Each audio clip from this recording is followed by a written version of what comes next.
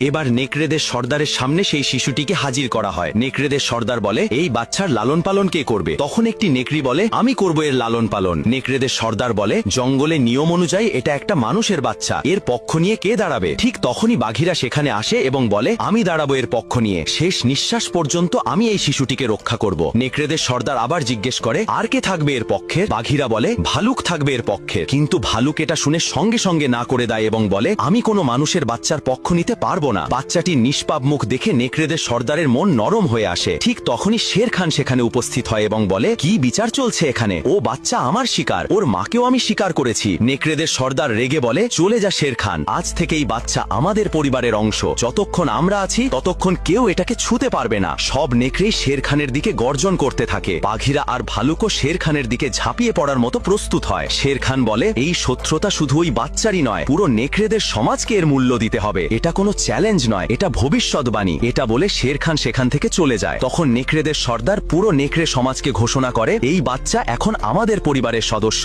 যতদিন আমি বেঁচে থাকবো এর লালন পালন আমরা করব।